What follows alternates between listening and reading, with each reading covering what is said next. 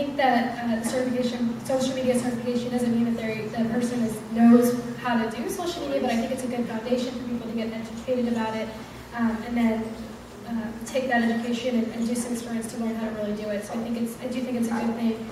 And the Online Marketing Summit has one with Wharton that's in place now. Cisco's talking to them.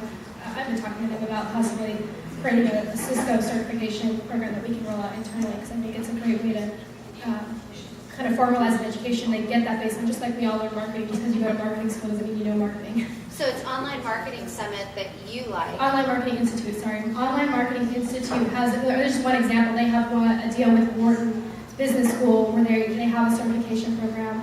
Kellogg has one that we've been talking to. So, yeah, please name any that there's you like. There's quite a few. Yeah. I mean, my top three are the Kellogg, Online Marketing Institute, and UC Irvine. So I do think it's a new trend that's coming around. I forgot the first part of the question. Snake oil. Oh yeah, snake oil. So so that's actually a very interesting challenge at Cisco's, especially because we do have specific preferred and approved vendors that we are allowed to work with. And as of 2-3 years ago, all of a sudden every vendor is a social media expert.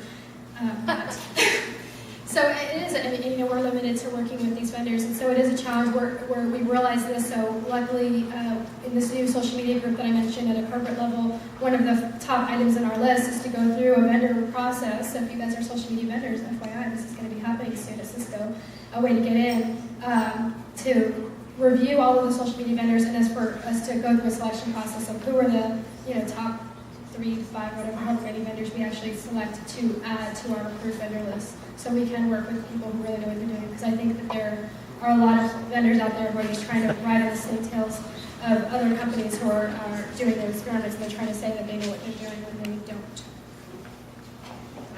It kind of takes me back to the old days of web development, like in the 90s maybe, where everybody all of a sudden knew how to develop websites, and they were all professionals and they knew what they were doing. Any business is going to have this kind of influx of snake oil salesmen that, they're going to come because they smell money, and they smell people who are desperate and scared. And, I'm sorry if you're here and you're desperate and you're scared, but hopefully we're going to solve some of that. But it's really true that, they can tell that people are scared. They know how to make people trust them. They bring them in, and if they don't have a track record, or they're trying to sell you something crazy, then that should be a clue. It really should. And the whole certification thing, I'm anti-certification, mostly because I want to know who's going to be doing that certification. WAMA, okay. Some universities, not so much. Because really they're using, what's the criteria? How are they judging people before they certify them? What are they going to use for that? And how are they going to make sure that they stay on top of stuff? Because every single day there's a dozen new apps that we have to learn. We have to decide if it's going to work for our clients. Is it something we should pay attention to? Is it something we shouldn't?